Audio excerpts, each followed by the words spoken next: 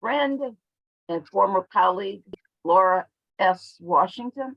Laura is a Chicago Tribune contributing columnist and political analyst for ABC, Chicago's ABC, for ABC7, Chicago's ABC-owned station. Before moving to the Tribune, she served as a longtime contributing columnist for the Chicago Sun-Times. In 2015 and 19, she served as a fellow at the University of Chicago's Institute of Politics. And Laura brings more than 2 decades of experience as a multimedia journalist and nonprofit professional specializing in African American affairs, local and national politics, race, and social justice. From 2003 to 2009, she served as the Ida B. Wells Barnett University professor at DePaul University. She is the former editor and publisher of the Chicago Reporter. She served as deputy press secretary to Chicago Mayor Harold Washington and received bachelor's and master's degrees from Northwestern University. Her work and commentary has been widely featured in national media, including Associated Press, New York Times, NBC Nightly News, CNN, MSNBC, the PBS NewsHour, and BBC. Now, all of that is just a little bit of all the accolades we could say and accomplishments we could say about Laura. But I'm going to shut up and let Laura take it away, telling us about our local elections and what we can learn. Thank you, Jackie. You know you're not supposed to read that whole bio. Really? Thank you very much. And you're right. You know how it is. We do our bios, we put everything in there but the kitchen sink, but that doesn't necessarily mean I had to impose it all on you. But I really appreciate want everybody to know who you are. Thank you. And of course, we've known each other, Jackie, as you said, going way back to the Harold Washington days we worked together. I was honored to work with you in the Washington administration, and looks like the battles are still underway all these years later. Still working. All of you are working hard, and I know there are a number of other folks in the room tonight that I've worked with and known for a long time. So I'm really I've been following your organization, Chicago Women Take Action, since you were formed. How long has it been now, Jackie? It's Marilyn, correct me. I think it's 8 years. Is that right, Marilyn? 10. It's going on 10 at the beginning of the year. All right. 10. Fabulous. Going strong. Well, so thank you very much for hosting me tonight. I just want to clear it. 10 years. We started meeting in 2012 at the end of the second Obama campaign and decided that the Chicago women needed our agenda. And all right. And as always, Marilyn, you were right? So anyway, I wanted to just start off. I'm just going to reflect on a few things that come to mind for me coming out of this historic election. And I know not everybody's on camera, but I was wondering if everybody if you could raise your hand if you were surprised by the election results from last week. A lot of us were surprised, but it looks like there's a lot of people who were wiser than I was.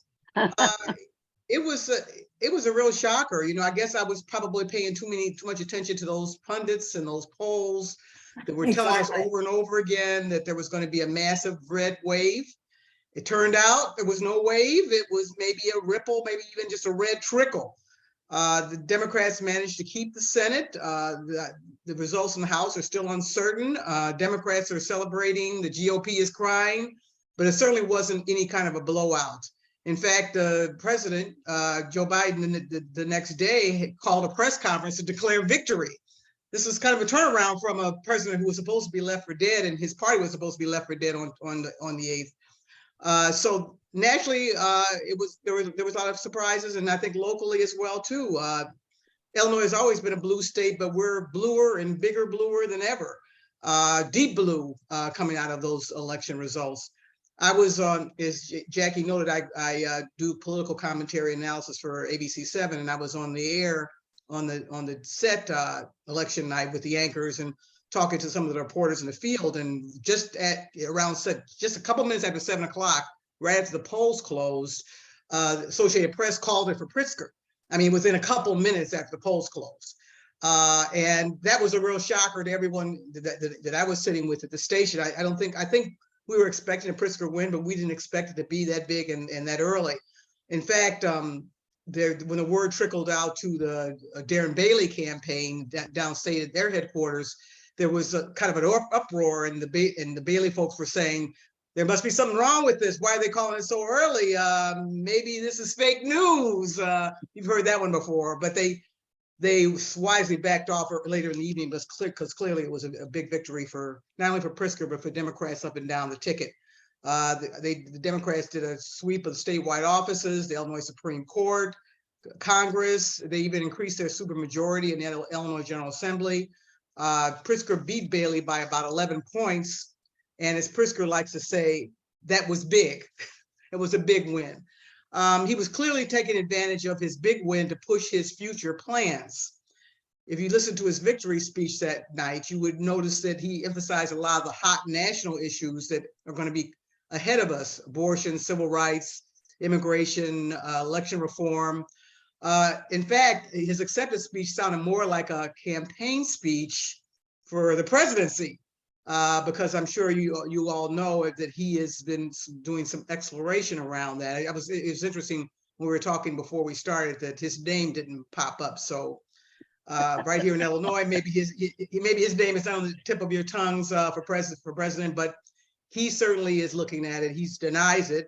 Every time you ask him, he says he intends to serve out his term. He plans to serve out his term, but of course he's given himself a little bit of wiggle room there.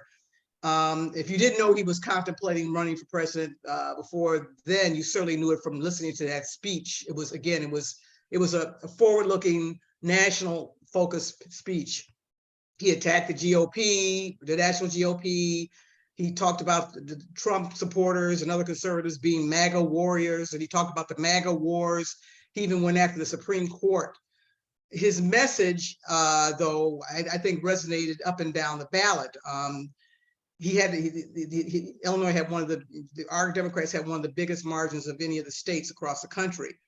And I think the reason why is because they focused on some of the social issues that Democrats, at least here, really are activated around, particularly abortion. And they even brought in new people from unlikely places. They increased their support and their muscle in DuPage County. Deb Conroy was elected the first woman to chair the DuPage County Board, and that hasn't happened. That hasn't happened with a woman or a Democrat in 100 years. So Pritzker and the Democrats turned the state bluer, and one big reason was money. Pritzker's got a lot of it, and money did matter in this race. Money was big. Again, big. Pritzker spent about $152 million on his re-election campaign this time around. Spent even more in his first election campaign. And then not on top of that, he spent many millions more on supporting candidates up and down the ballot.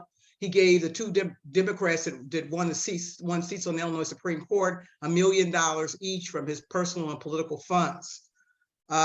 It was kind of interesting. I thought it was funny that at his celebratory press conference the day after the election, he complained that he was challenged by two MAGA billionaires.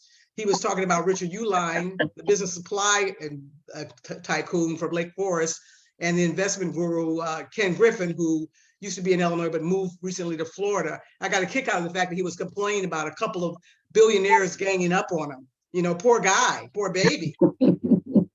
So money didn't matter, and Pritzker used his money advantage to define Bailey early, running incessant TV ads throughout the summer into the fall. He repeated the mantra over and over again that Bailey was an extremist. He was too extreme on issues like abortion, gun control, gay rights. He reminded everybody that Bailey actively supported former President Donald Trump's support, and implied that that Bailey, if elected, would be taking his marching orders from Trump. We saw that Trump factor worked well across the nation, and Illinois was a big example of that. Bailey begged for Trump's endorsement, even went down to Mar-a-Lago during the primary campaign, and he finally got it. And near the end of the campaign, Later, I think he kind of came to his senses and tried to back off from Trump and repeatedly said that he was going to be his own man, but the damage was done.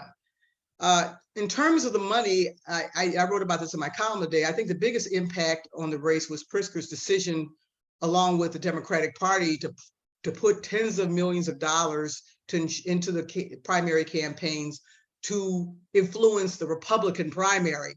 Pritzker and the Democrats wanted to have Darren Bailey as their opponent and not Aurora Mayor Richard Urban, who was seen as much more moderate. And so they made sure they got the candidate they wanted. I wrote about this and talked about how some people, especially good government folks, were aghast by this strategy. They called it undemocratic, even dirty politics. They called it meddling, but it worked in Illinois and it worked in other races around the nation. What they did was they pushed the most unelectable candidates to GOP primary voters, set them up as too extreme, and to make sure that they could be defeated at the general elections. They emphasized those extreme positions, talked about how they were election deniers, how they were extreme on all the social issues. It was a risky strategy. It could have backfired on them. But the question is, was it really undemocratic? Was it really unfair? And again, I'd love to get a show of hands. How many of you were uncomfortable with that strategy that was deployed by the Democrats and felt it was undemocratic and maybe subverting the electoral process? I don't see a lot of hands. Well, it worked. I guess that's why I didn't see a lot of hands, because it worked.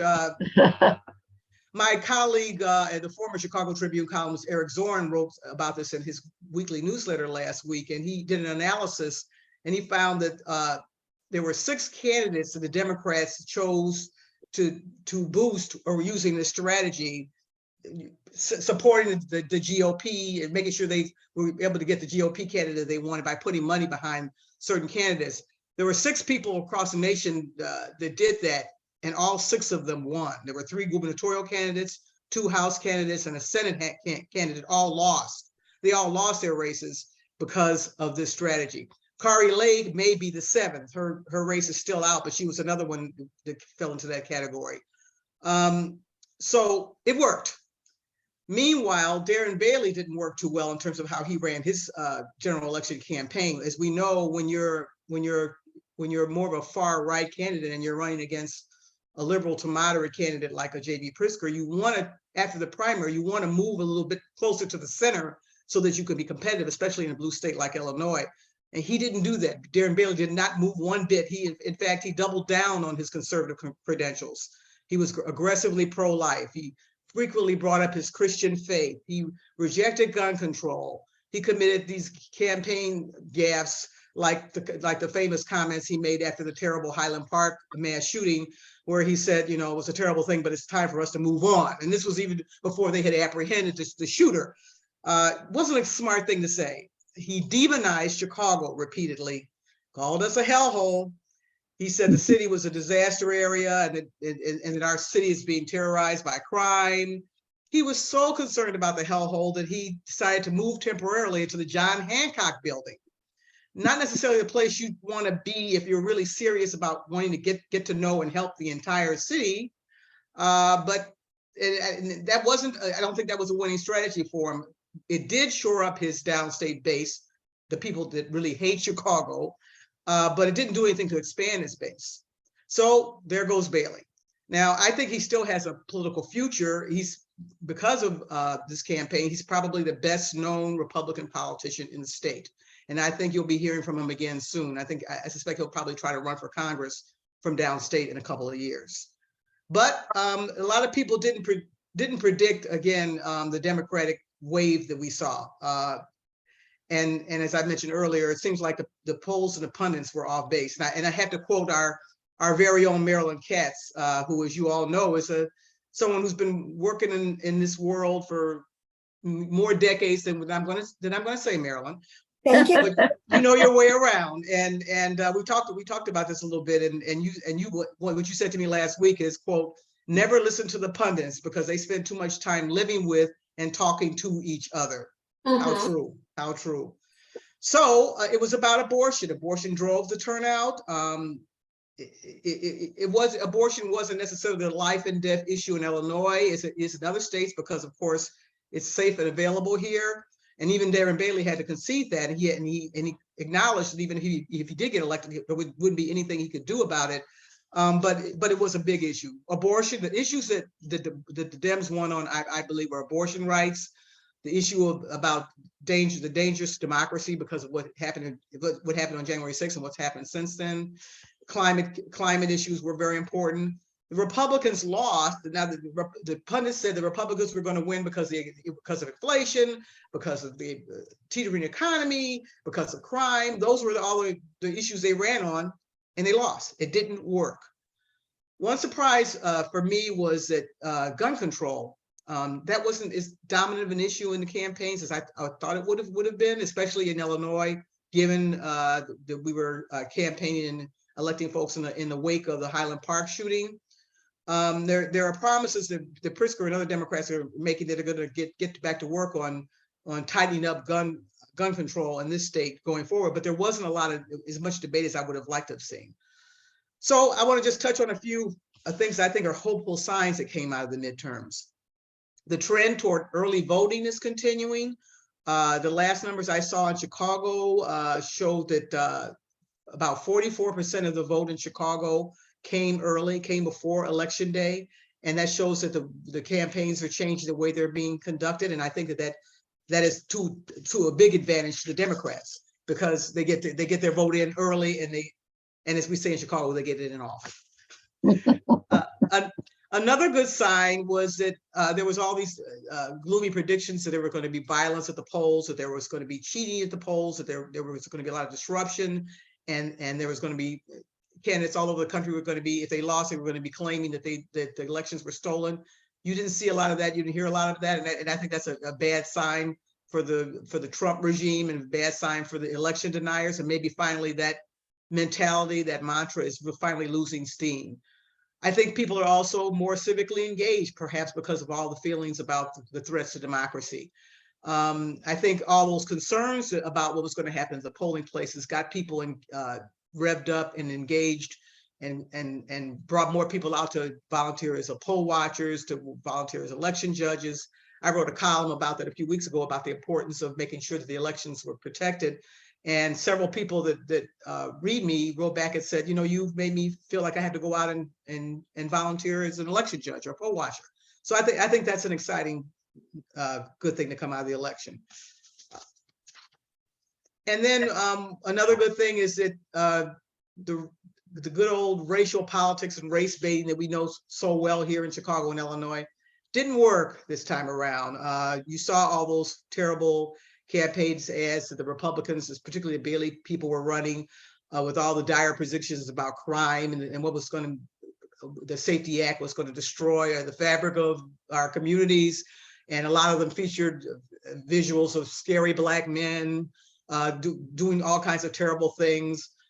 Those were designed to terrorize and scare voters. They were racist in my view, and very much in the Trumpian vein. There was also the ad that my former colleague Charles Thomas was featured in, the ABC 7 reporter, who accused J.B. Pritzker of doing nothing for Black people and blatantly telling Black voters not to vote for Pritzker. And then there were ads reminding voters that Pritzker had said some not so nice things about Jesse White and other African-American politicians on the secret Blagojevich tapes.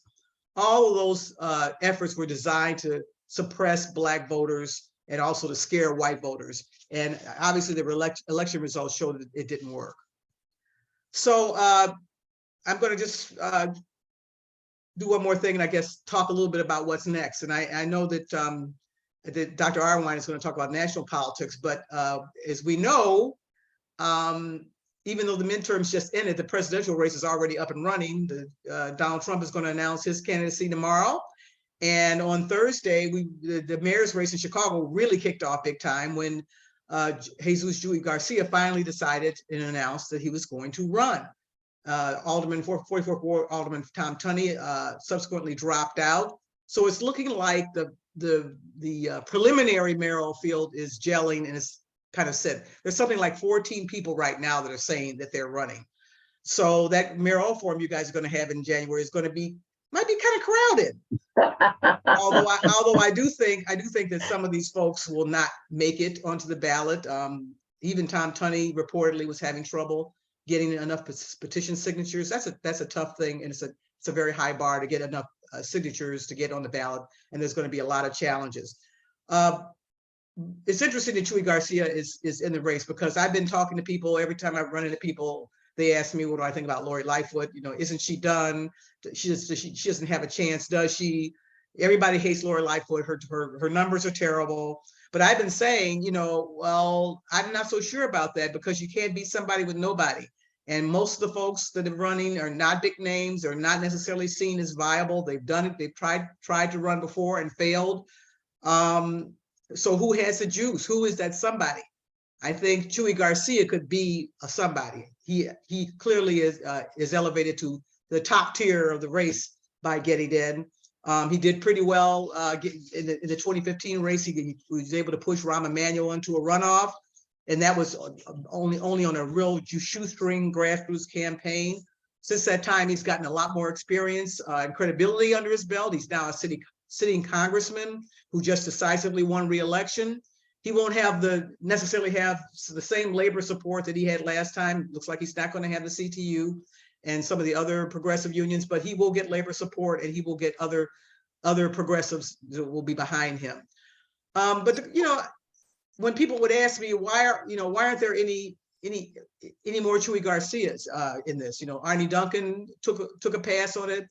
Congressman Mike Quigley took a pass on it. Why doesn't anybody want to be mayor of Chicago? Because it's a pretty lousy job, I think, especially right now. I think the days when mayors like the mayor of Chicago and other big city mayors wielded national influence, could get presidents elected like Richard J. Daley did with JFK, those days are gone forever. And look at what mayors have to contend with today. And cities are under attack nationally, rightly or wrongly, for crime and so many other social problems that we're dealing with. So it's not surprising that it's hard to get big names into this race, but I was also surprised that Chuy Garcia was willing to give up a safe seat that he could have for life to run for mayor, given the fact that it's such a thankless, perilous job. So one final thing that I'm going to be watching as we move forward is we're going to be looking at the mayor's race, of course, but there's going to be a lot of interest and a lot of activity in the city council.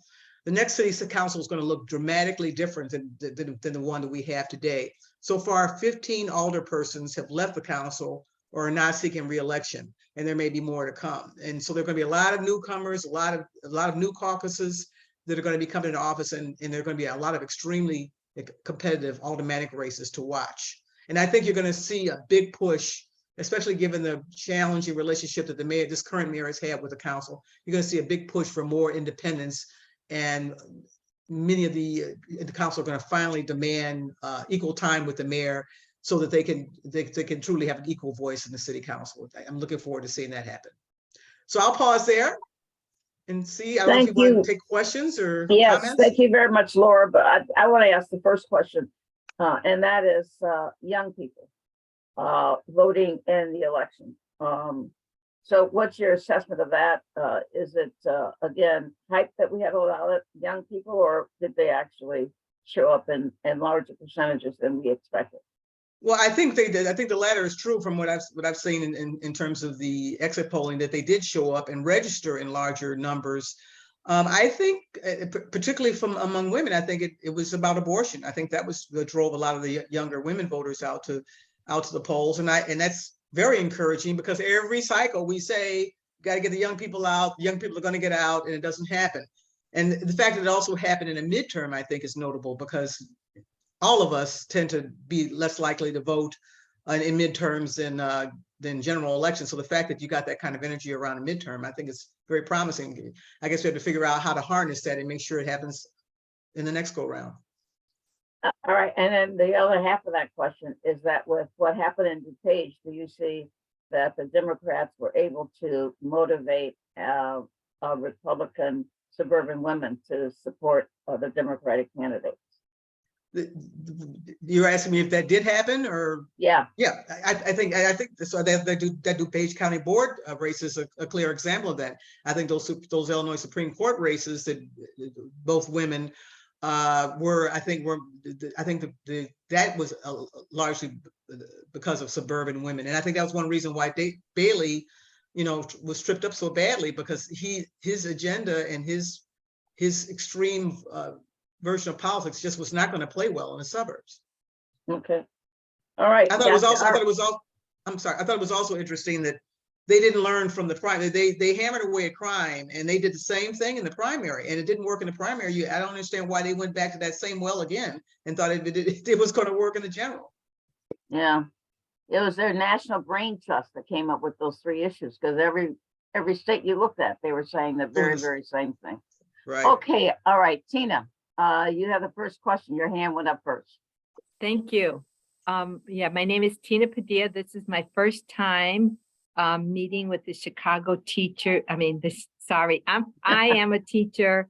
I am a CTU member, and that's where my question, what do you think? And I'm a little bit upset what our union did. I think it should have been member driven before they went and endorsed Brandon Johnson. I love Brandon Johnson, but I'm thinking they're dividing our force, our people power between Chewy and Brandon Johnson, because those are our two candidates. And right now, divide and conquer. Do you see that a possibility? Divide and conquer, and maybe somebody that we don't want. Is Paul Vallis running? Yes. Yeah. See, that's the one I do not want. And that's my fear. Do you see that? Or Well, yes, and I think Paul Vallis I'm sure that the union's candidates are going to use Paul Vallis as a real wedge, and and I think he's going to motivate a lot of educators to get out, because there's not a lot of respect or support of Vallis among that community. Yeah, I think, Tina, I think I'm not quite sure why the CTU went in the direction they did. What I've heard is that Brandon Johnson's been somebody that's been on their radar for a long time. This has been, the idea of bringing him forward has been in plan for a long time. Chuy Garcia was indecisive and didn't want to make a decision, and felt he couldn't make a decision or make an announcement until after he got reelected to Congress. And the CTU and some of the other unions didn't want to wait that long. But it is dividing up the progressive energy. Maybe the calculus is that if they don't get one in the runoff, they'll get the other. And so if Chewy manages to prevail and get into the runoff, then they would just switch over to Chewy for the general election, because of course there's definitely going to be a runoff. But it's kind of a mystifying strategy. okay, thank you. All right, Jane. I am off camera because I'm not feeling well and I look terrible. So Laura, you had mentioned that people came out for the climate as well.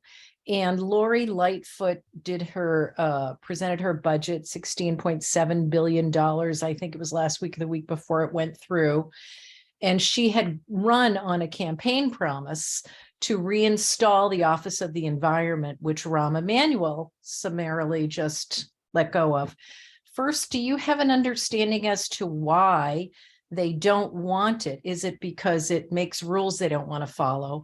And do you understand why she didn't follow through on that promise? Because that seems to be a big problem for her as far as people that care about, we're 18th in 19,450 cities in terms of pollution and the environmental issues. So I know that's a lot of questions, but no, that's interesting. I didn't know that statistic. That's very interesting. Well, she and her people say that there needs to be more research and groundwork laid before she's be ready to create an entire department. She wants to have an office or something, a smaller entity than a department, so that they can do more research and groundwork to prepare the correct agenda. It might be money. It might be that it wasn't a priority for her in terms of where she wanted to put her budget. I know it has created a lot of anger and resentment in the progressive community. It's one of the top things on the list of things that Lori Lightfoot promised to do that she has not done, and I think she's going to pay a price for it. I'm not quite sure. I don't think it was a political issue for her. I think she supports the cause. I just think it wasn't necessarily her top priority, and she's trying to kind of skate by just saying, well, I am doing something. I'm just not doing it as big as maybe you'd like it to be. Okay. Okay, all right, Catherine. Yeah, kind of a question, kind of a statement, because I haven't paid as close attention, but my understanding was that that money was spent to show to primary voters that these are the most extreme. In other words, my impression was that all of the money spent on these ads were perfectly good once you cross the line from the primary into the general. They weren't saying good things about them. They were amplifying how extreme they are. And that was to play to the base. I don't know if that was across the board, but to me, when people were talking about how we were spending money on these people, well, you know, we're just kind of, we're not really, because those ads are not going to play well in the general. Does that make sense? I'm kind of a question. I think that, as I mentioned, you know, J.B. Pritzker started spending money to define the party and its extreme positions very early, even before he knew who the nominee was going to be. But I think I think they wanted to send this general message about the extremeness of the party, of the GOP. But I think he also wanted to gain the election by you know, beating up on Richard Irvin, who probably is a Democrat, really. I mean, when you look at his record, and certainly a moderate. He didn't want to run against African American. He didn't want to run against that kind of a candidate. He wanted to run against the most extreme candidate he could find, and there were several of them in that race, in that primary. But Bailey Bailey had the biggest, and Bailey actually had a real base, especially downstate, because of all the organizing he did, anti-COVID, anti-restriction organizing that he did. So I think it was twofold. Yeah, I'm kind of splitting hairs, huh? Okay, all right. Mary has the last question before we move to Barbara. Thank you. Hi, Laura. My question Hi, Mary. is, should Black folks feel some kind of way because Choi's trying to come in here with the Harold Washington mantle, and because I supported him when he ran first time, but it's a little bit different now. So should we be feeling some kind of way? What's different now? Well, first of all, there are more people in the race now, more people of color. And I'm not tapping out on the mayor at this point, because I did support her, was happy to see her there. So I'm just saying that, is he within his rights to come in trying to pull Harold Washington, trying to bring Harold Washington's mantle with him? Well, I mean, that is certainly part of his history. It's real. He was an important ally of Harold Washington, and helped him bring him. Jackie knows this because she was there running the show. Helped him bring the city council majority to Harold Washington. So that's real. But I think the Harold Washington Commemoration Committee, they issued a statement last week saying, you know, that was 40 years ago.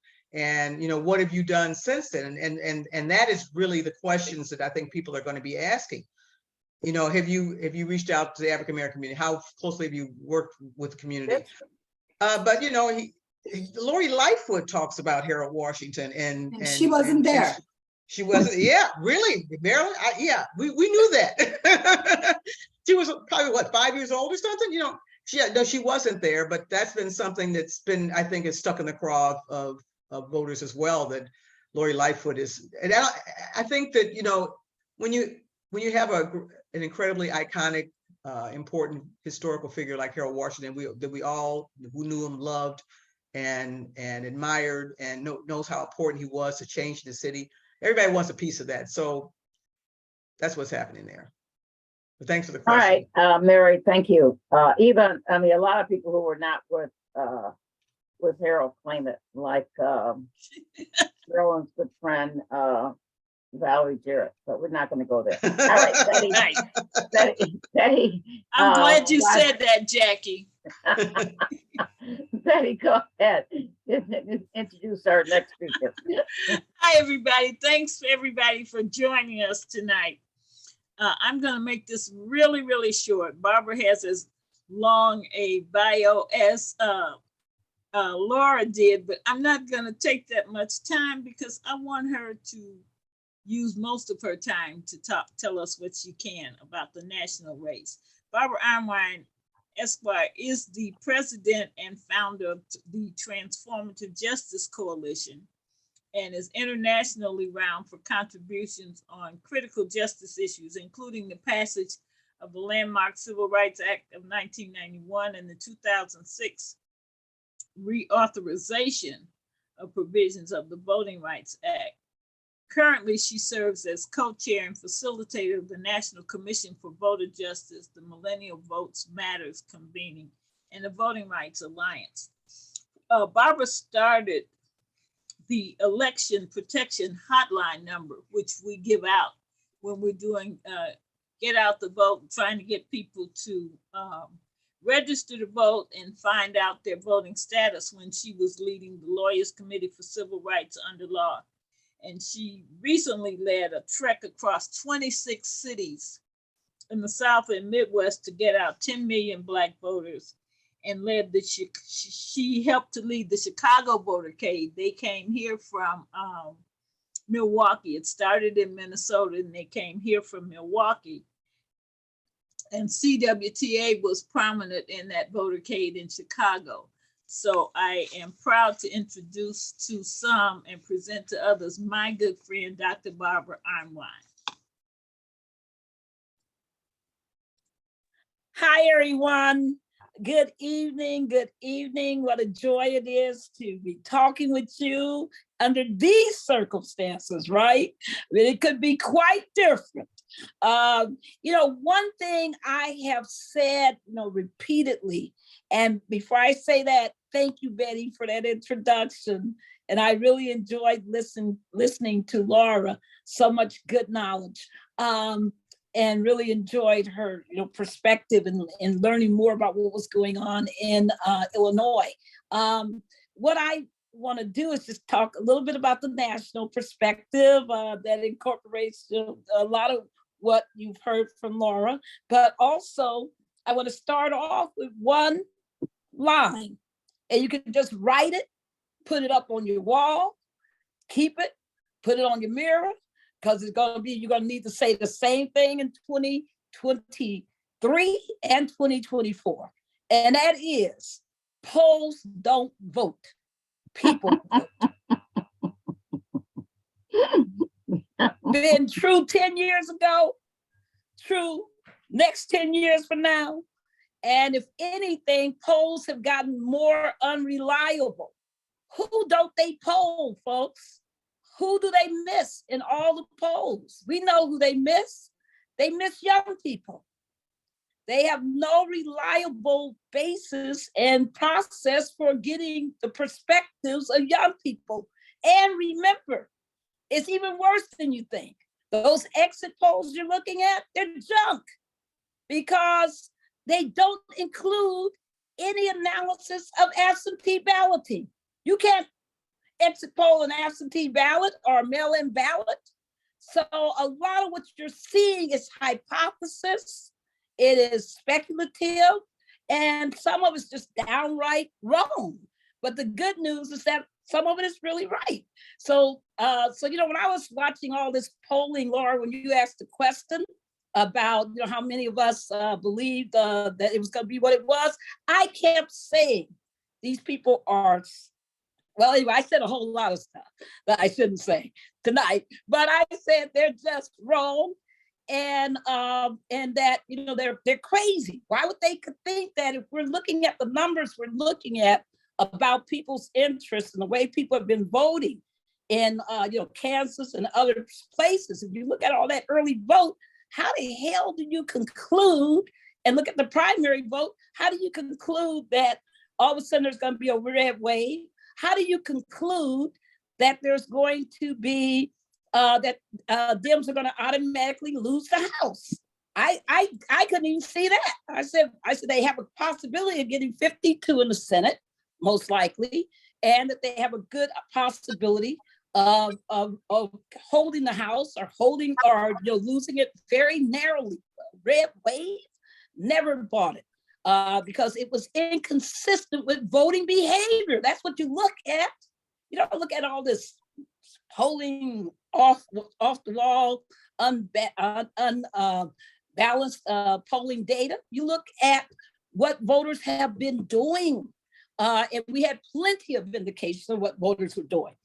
But also there were some other factors that broke out that I want to talk about. I wanted to start by just saying that all glory, all credit, all praise goes to the voters. The voters did it. The one thing about presidential voters is that presidential voters seem to be more, motivated by who's president, more motivated by, this is my civic duty to vote presidential. But when it comes to midterm voters vote because they feel something. That's why you get the difference between that 65% and that 45% turnout level that you see between presidential and midterm. A lot of that is that people who vote in the midterm election are motivated to vote by something. They have some reason why they turn out and vote above and beyond civic duty. So you have to really think about what's driving people to the polls. The one thing I want to point out that is really critical about this election is the behavior of the independents. The independents throughout the country broke for the Democrats very strongly, and that's unusual. The only state where you didn't see that very, very vividly was Florida. And you had a couple, other, deep reds where you might have seen that. But the independents, even in Georgia, broke for the Democrats, which is fascinating because white women didn't, right, in Georgia. But the independent voters did, which, included, of course, women of all races. But still, it was fascinating to see how the independent vote is what got Mark Kelly across the line. The independent vote is what got Cortez Masto across the line. It is, the independent voters that are respectively in some of those states as large as 33% or more of the electorate. And that keeps growing. Independent voters, non-party-based voters are growing larger than the party-based voters. So you got to think about that behavior and what that means. So I think that, a lot of stuff. I mean, there's a lot of good news. I mean, I could talk about, I ran a command center, the Transformative Justice Coalition did a command center, and boy, oh boy, did we see the problems around this country with our democracy. We saw in Minnesota, folks, you guys won't believe this. Think about the one thing you never thought you would see in your lifetime at an election. What I saw was the first time I've ever seen one in my lifetime, and that was a literacy test. They literally, I kid you not, in Minnesota, in Dakota County, they pulled out a written literacy test and had Latinos read it before they could vote. And if they could not, I kid you not, a written oath that they had to read before they could be allowed to vote. They only did it to Latinos and other immigrants. So it was vicious. And we had to, stop it, of course, because they were getting away with it, got away with it for most of the morning before it was reported to us. But this is what happens. Nobody's talked about it, but in Mississippi, in Jackson, Mississippi, the night before the election, some, DePaul, St. Paul. It happened in St. Paul. I think it's called the southern part of St. Paul. But yes, I kid you not, it happened in good old Minneapolis, Minnesota area. Very, very distressing. We are still on, we're gonna sue them because I don't trust them. They're gonna do it again. Come out that the oath was really meant for all voters. They can't use it for any voters. What are they talking about? Those have been banned since 1965. Absolutely outrageous. Only in English, by the way, too. It's bad enough to have one, but think about what they did. In Mississippi, the night before the election, there were 7 fires that were set near polling sites throughout the city of Jackson. Nobody talked about that, but it was clearly, a voter intimidation strategy. We saw, all kinds of stuff by young, I work with all these young people, and everybody knows that's my heart is Gen Z, millennials. That's, I got one. So, that's what I do is work with them and try to figure out, how to get them politically motivated. But so our command center was staffed by Gen Zers and one millennial, and they kept saying as they were taking in all this intake around the country, Alabama, Hinds County, just acting up and looking at, all the problems with long lines and all the complaints about machines and scanners not working and all the rest of it all over the place, almost everywhere you could turn your head. And people not getting their absentee ballots on time, usual problems, we all know. But they were like, Miss Arnwine, we're in a time warp. We feel like we've gone back, centuries. And how could this all be happening? But it is the state of our democracy if we don't fight for it, if we don't do the work to protect it and to make it stronger. So I wanted to talk about the good news. There's a lot of good news. Let's talk about young people some more. Young voters were extraordinary. In Wisconsin, they increased their voter turnout by 350%. Wow. You heard me. I did not say 100. I didn't say 200. I said 350%. The African-American vote in Wisconsin increased by 125%. You got to think about what that means, because that meant people stood in some heckifying long lines. And I give them all the credit. The youth vote, let's talk about it some more. 63% of all people all voters between the ages of 18 and 29 nationwide voted Democratic, 63%. Why do you think they target youth and students so hard for voter suppression? The other stat, 89% of Black youth between the ages of 18 and 29 voted Democratic, 89%. Only 9% voted Republican. Latinos, 68% of all Latino voters between 18 and 29 voted Democratic, with 30% voting Republican. So you see a trend line here. What did young people say? Why did they vote? They said the following. No big shock here, folks. What do you think they voted for? They said they voted for climate change, democracy, very upset about, protecting Roe. And they also loved what they thought was going to happen with student debt relief. And these were big issues for them. Give the Dems in their last couple of months some credit for figuring out some things that people wanted to hear and needed. I also wanted to point out that, part of the, I love what former Senator Boxer said yesterday. If you saw her, Barbara Boxer, she said there wasn't a wave, there wasn't a red wave, there was a red stop sign. And I think that's correct.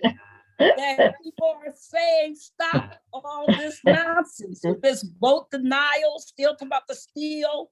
I'm really surprised. I was on one of your local radio stations Sunday, just yesterday, to Strasburg's show. And of course, people called in because they sure in the hell had something to say about what I had to say. And one of the guys was, talking about, he was, it's anti-C, we got to do something about CRT. We got to be anti-CRT. We got to, stop the LGBTQIA community from taking over. We got to, and I'm just like, do you understand that none of that helped you in this election? Your crime arguments, all of those things went down the drain. Nobody cared. You came out with all kind of crime stuff and nobody got scared enough. You did, you brought out, all these, arguments to try to make people feel that economically they were depressed. You even tried to, and I don't know if people have seen Seth Meyers' take, but I'm still laughing at it. His whole take on, you can't demonize Biden. It's a hilarious take. And he just basically says, listen, the problem is that people can, look at Trump and get all pissed off, all upset. And think about this, 28% of all voters nationwide said that they turned out because they want to stop Trump. 28% in the midterm, where he's not even running, came out, said that was their primary reason for voting. 28%. Just think about that. I find it mind-blowing as a statistic. But the one thing that they found out is that, I don't know if it's that Ronald Reagan, factor, something about elderly white men, but in any event, they can't get people to hate him. They just don't hate him. They think that, Biden is, grandpa, or, that they just don't see him as, the great evil Satan. They just can't do it. And I think that that's, really fascinating that he has some of that Ronald Reagan, even though Reagan's policies were horrible, he still had that Teflon type quality when it came to people not being able to demonize him or hate him. A couple other things really quickly. On the women vote, I just want to point out that, again, it's the young women's vote that we're looking at, that it was shocking and horrible to see yet again in Georgia that white women went 72% against Stacey. And I'm not saying, I'm nonpartisan, but I'm just saying what they did. And they voted 72+% against her. So think about that. People want to talk about the Black male vote, not going for Stacey, which is untrue. 89% of all Black men voted for Stacey Abrams. Just a 5% difference between Black men and Black women. So 93% of Black women gave her their vote. But it is fascinating that we still have a difficulty, even in a row environment, of convincing people to vote in the interest of women instead of the interest of white supremacy. So that gender divide is real and it's significant and it's problematic, that racial gender divide. I also wanted to say one other thing about the Black vote. It was amazing. Something like in the Atlanta area again, in Georgia, 92% of all eligible Blacks appear to have voted. Throughout the country, we're seeing, those kinds of amazing statistics, although once again, the exit pollers will tell you, it was less. And I'm like, come on, guys, exit polling data tells us nothing any longer. So it's, it's really surprising, but it is, really good to see that kind of robust, but Gen Z increasing their share of the vote. All of this, the independent vote being so different this midterm, all of these things had tremendous power. What does it mean though? Oh, and then the last thing I want to point out is one of the Trumpian strategies. And I'm just talking about what his strategy was. His strategy was to destroy, as he thought he had done in 2016, what he called the blue wall. And so what he basically was going after was to build all these secretary of states, to get all these secretaries of states elected who would engage in vote, jiggering the vote in his favor, whatever he thought, and probably they would help him find 11,000 more votes or whatever. But but that was a significant part of his strategy. It failed miserably. Of all the ones that he voted, every single vote denier who ran in those states were rejected. That includes Arizona, Michigan, Pennsylvania, Wisconsin, and then we know we picked up a few others. So I'm just saying, that was significant, that people, even though 108, I think, vote deniers nationwide of all the offices that were ran for got elected in some part or the other, it still is significant to see that that people went in and they were thinking, we got to vote right on Secretary of State. Talking about the smartness of the American voter this midterm. The last thing, just a couple of other, then I want to just talk about one other thing. What does this mean? Are the Dems getting it right? They left a lot on the table, folks. A lot of mistakes. I can't go into all of them, but one of the mistakes they clearly made was not investing correctly in Black candidates and Latino candidates. They left a lot on the stakes. What would have happened if you look at the $100 million plus that Mark Kelly had, you look at the money that others had, but you look at the measly little money that Sherry Beasley had from the National Party. Look at the measly amount of money that Val Demings was given.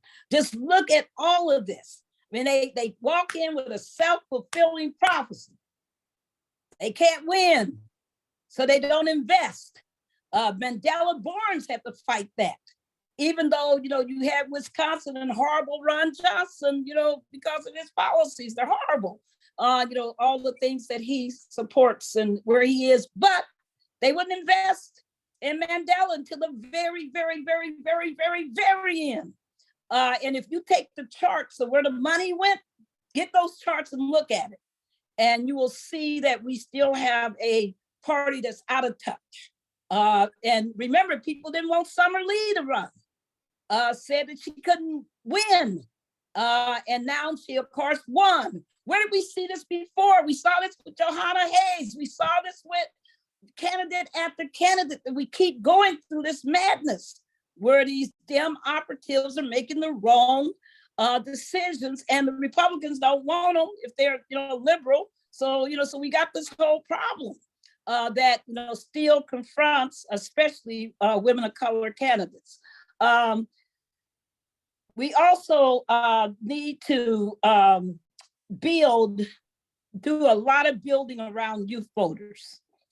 We saw, for the first time, Mr. Frost, Alejandro Frost, get elected in Florida. He is the only Gen Z member of the Congress. Do you think Gen Zs are that smaller percentage of the population? They're a much larger percentage of the population. The fact that almost you can't even find Gen Zers in state legislatures, it's ridiculous.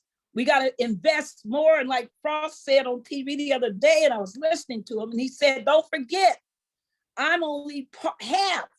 My generation that's over 25 is not even half of the Gen Z population. And we vote differently. And people need to invest more in that generation. The last thing I want to talk about is Georgia. Come on, folks. We're on our way to Georgia. Who's coming? The Transformative Justice Coalition will be in Georgia. I will be on the ground as early as Thursday. Today, the data came out, I hope, because we've been waiting for data all morning, ever since the election from Georgia, to know, where to focus our efforts and what to do. And of course, I'm on the nonpartisan side. So we're there to just make sure that Black voters can vote, because remember this, folks, and to make sure Latino voters can vote, to make sure Asian voters can vote, to make sure everyone is able to vote without being suppressed. Remember, SB 202 is a voter suppression law. So this time, instead of 2 months for the Senate runoff, we have 1 month.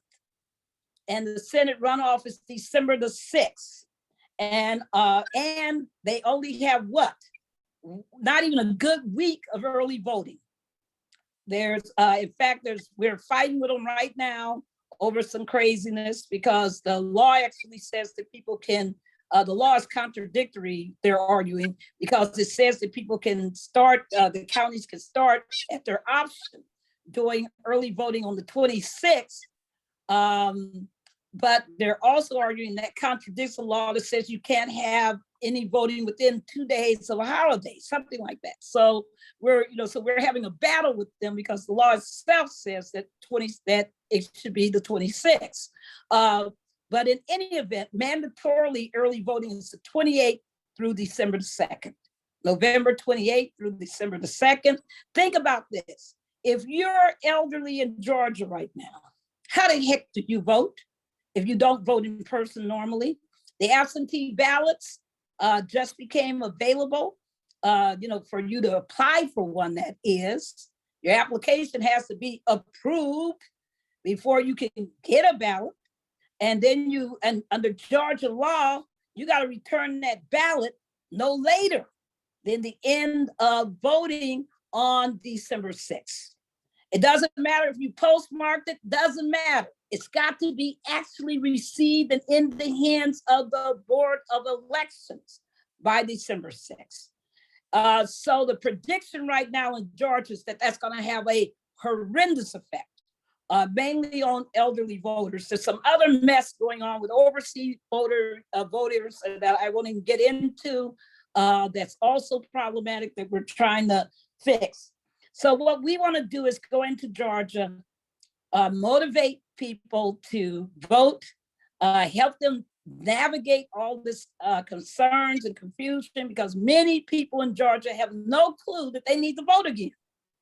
They think that because they voted in the general election for senator, that it's over. That they just think that when they hear about the runoff, that doesn't apply to them because they already voted, they think.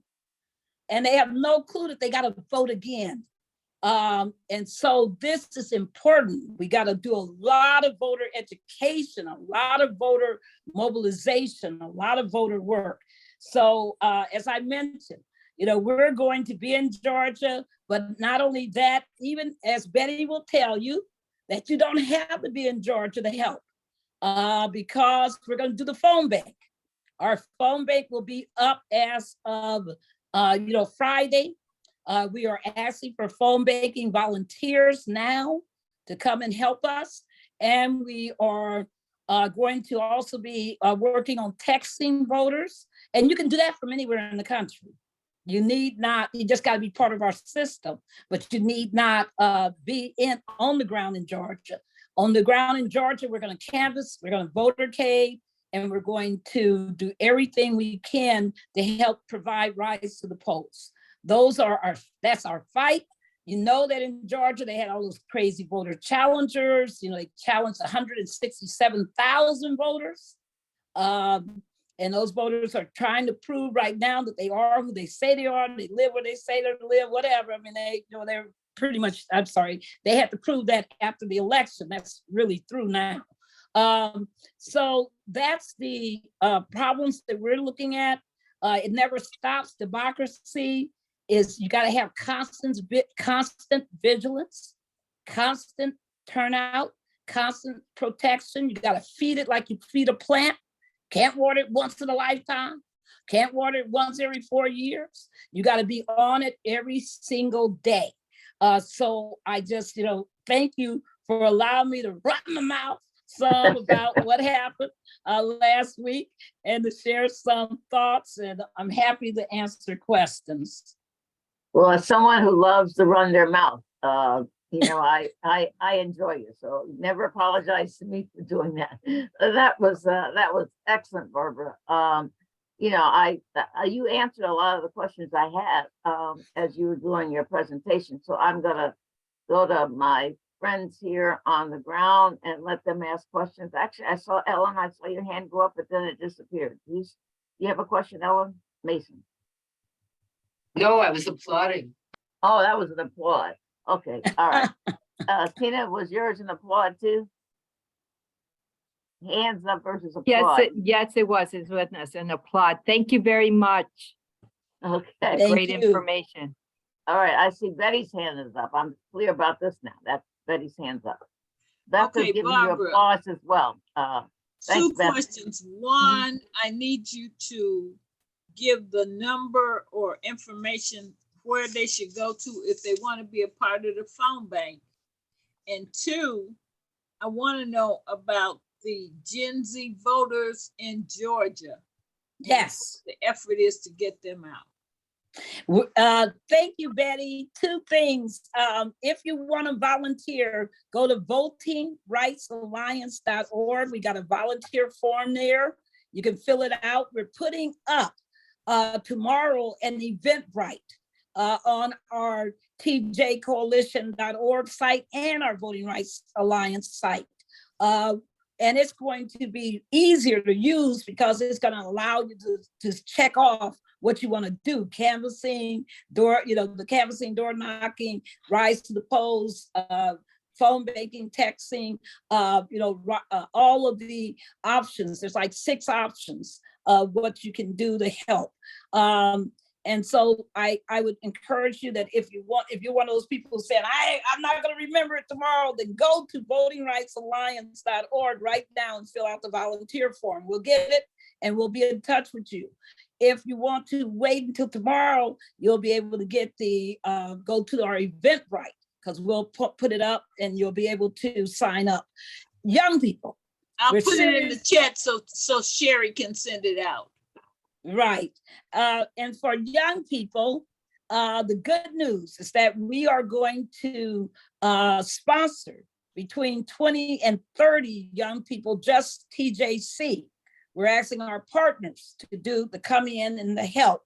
And because there are a lot of talented young folks who can give us a week, can give us 2 weeks, and get out there and help to do the canvassing, to do other voter contact, voter work. By the way, I should have mentioned that we're also going to have a social media group that's going to do nothing but work on all our social media for the election. But young people, we intend to operate out of 2 headquarters in Georgia, one out of Savannah, one out of Atlanta. But we're going to do the whole state. We're going to do our voter case. We're going to do all of our, outreach, all of our, programming throughout the state of Georgia. We're going southwest, we're going southeast, we're going mid-state, we're going north, we're going, south. We're doing everything because we know it takes all of that. So if you have family, friends in Columbus, Augusta, Albany, Savannah, Camden County, you got people down in Blakely, you got people in, all over Georgia. We're going to be all over Georgia. DeKalb County, you count on it. We're going to be in Warner's Robin, you count on it. We're going to be down in, all of these, places because it takes that to win a Senate runoff. We know it, we've done it before, and we know how important it is to make sure Cobb County is crazy. We gotta always work on Cobb County because they're horrible. They close polling sites. Oh, they're terrible.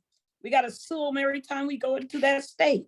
And the people there sue them. And we're gonna, by the way, I should have mentioned, TJC will be partnering directly with Georgia groups. We know to take our lead from the Georgia organizations. They know it, the state better. And all we ever try to do is bring additional talent and strength and enrichment to their work. So we're going to be at Smyrna. I mentioned the cab, we're going to be all over the place, Valdosta, all of it. So I want people to know that we are looking for, to integrate people who are interested in helping to be part of that. One of the problems is that for the Georgia schools, the majority of them are still in. And in fact, the HBCUs, a lot of them, their finals are on December the 6th. Which is election day. I kid you not. That's true of Morehouse, Spelman, Clark Atlanta, and some others. So we're, so that means, early voting is going to be key. So we're, thinking about what strategies we use to make sure that they're aware that they need to vote and that they are aware that they better vote, in time so that they don't get stretched where they're trying to, thinking about, I need to vote, but it's December 6th, and they can't because they're still in finals. So there's all of these things that we're, trying to, look at and work on. Barbara, can I ask one other question? Since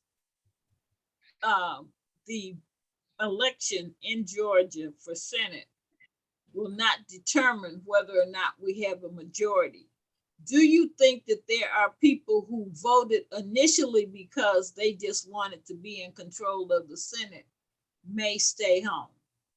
Absolutely, on both sides. And I just want people to be clear.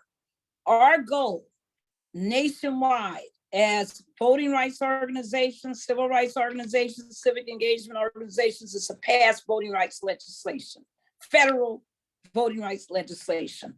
We don't give up on that. That's imperative. If you got 51, it's easier to do than with the 50. Let me assure you. And let me assure you, if they get in there and fight like they claim they're going to fight on the GOP side, everything changes. The whole roadmap changes. Let them go ahead and try to get rid of Mr. McConnell. Let them do it, and watch what happens with that whole Senate process. We've seen this before under Boehner. People break away and join different coalitions. So we need to be aware that those possibilities are also there. But that 51 vote is incredibly important. We need it. There's no other way you can get Manton and Sinema to act like they got good sense on voting rights legislation without having that 51st vote. And you need Warnock. People don't understand what Warnock does to that Senate. His influence is amazing. He's kind of like, almost like John Lewis. They have this amazingly wide impact, on people who, listen. And, John Lewis could do that. And Warnock has a lot of that capability. So we need Warnock. I'm sorry, Corey's all right, but he's not Warnock. And some other folks are good, but they're not Warnock. You need Warnock. So nobody can do what he does. And we definitely don't need Herschel. All right. Right. Mary? But I'm just saying, if we're trying to pass the legislation, that's where you got to go, is that you need at least, a 51st vote that has some power. But we will not be on the ground saying vote for Warnock. Let me be very clear. We're going to be saying vote. Right. Mary, where'd you go? I just took my hand down, but I wanted to ask Attorney Barbara, I was concerned about the 72% of white women that decided to vote for the white man as opposed to a woman. If she could, in November, if you could just talk a little bit more about that. Well, I think it's a slight decrease from where it was in 2018. I think it's a slight decrease, but it's it's real slight, by the way. But this is consistent that we've seen this pattern of of the inability to convince, the white woman voter in parts of the South that women's rights are more important than white supremacy. And they'll tell you in a minute that they vote for their sons and their husbands. And it's the one good thing about November is that you've gotten a lot of women who are saying, I'm voting for my daughters. Got a lot of fathers saying, I'm voting for my daughters. You got a lot of brothers saying, I'm voting for my sister. You got a lot of that power. And somehow it doesn't, when it in Georgia, it's just not working. It's just not having that kind of impact. And that's a real problem. And it means that, you got to get in there with the anti-racism, instruction and teaching and winning over people. You got to break some of that racial block. Why didn't Mandela win in Wisconsin? Even though every other candidate won at the top of the damn ticket, that racism. I mean, it's real. We just can't get by it. And Stacey faced it in so many different ways. But this fight, remember, this whole fight of voter suppression is a fight for white political dominance. That's what it is in essence. And I should have said white patriarchal political dominance. Got it. All right, Carol. I'll try and make this really quick, because while everyone was talking, I addressed 50 postcards to voters in Georgia. So now I have to write them, but they're addressed. I chair a group called Courts Matter Illinois. And I think I'd just like to say, and I hope that Barbara, you will back me up on this. We're in a lame duck session of Congress, but nothing is more important right now for that session than Senator Durbin keeps pushing the appointment of federal judges, and the Senate votes and affirms those appointments. Right now, there are 57 waiting both for hearings and votes by the full Senate. So I want to encourage, and I'm sure you will back me, that everyone on this call, and I'm going to get the phone number up, call Senator Durbin's office and thank him. He's the chair of the Judiciary Committee for all that he has done in getting the appointment of 84 fabulous judicial appointments to lifetime appointments on the courts. We've had 3 horrible decisions this week by Trump appointees. And if you want to know what they are, I'll tell you, but I don't want to take the time. But one of them has to do with the loans, the forgiveness on those loans. So we want you to call, thank him for what he's done, but tell him to keep pushing during this lame duck session so we get these 57 through, so that come January 3rd, when the new Congress takes its seats, hopefully with Senator Warnock in place, that we can continue to push to get great appointees to the federal judiciary so that we can rebalance and make sure that this doesn't continue to happen in our federal courts. So here's the phone number, 202-224-2152. Thank him, tell him you support him, tell him you want him to keep pushing. And if you have time, call Senator Schumer, because he holds the schedule, and tell him the same thing. So that's what I wanted to say. And can I add to that? That not, first of all, I thought it was very significant that when Schumer spoke, that the first thing he spoke about their next year's agenda was judges. And I thought it was very significant that he, spoke about judges and that he put that out there as one of their needs to, to do, because that's important. I've been watching, all the thread today from all the groups that work on judges, and it's been super enthusiastic about it. The other thing is, don't forget, when you're talking to Durbin about judges, also remind him, we need this voting rights legislation. We need him to be a lot stronger, a lot more aggressive, and a lot more affirmative on voting rights, federal voting rights legislation. So don't let him get the soft pass, because everybody assumes he's going to do the right thing, and he will, but he could do more, and he could be a much more powerful force for the legislation if he would take it on to do it. I'm saying that, and I mean it, that he could do better. He could do more. All right, Just thank you, Betty. Just you be have a sure follow-up? to thank him. Oh, okay. Yes, please. Yeah, we got but yeah, also yeah. push him. But Start also with the push him. thanks, and then make the request. That's always good policy. Betty? Well, my one last question, Dr. Barbara. If we slip through and keep the House and end up with 51 in the Senate, what is the possibility of getting DC statehood?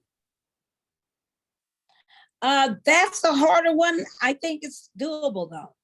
I mean, I would say it's got a good chance, but I think it is doable. I think it's a harder one than passing the Freedom to Vote Act and the John Lewis Voting Rights Act, but I still think it has a good chance.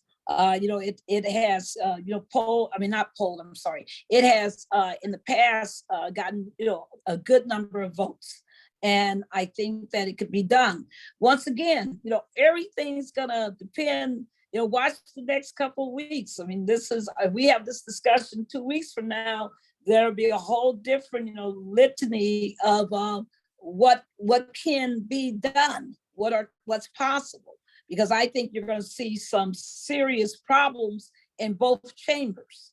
On the GOP side, I just want to be clear that I think, you always got problems on the Dem side, but anyway, you're going to see more in the GOP side with the infighting, because they're going to fight with Kevin McCarthy and get him to yell uncle until he, agrees to do all this horrible stuff.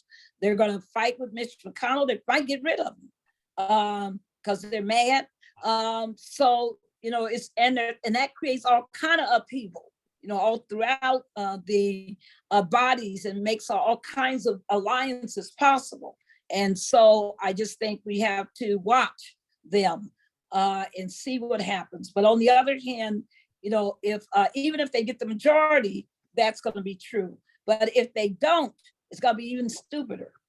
So I think we got a lot to watch and to see how it plays out.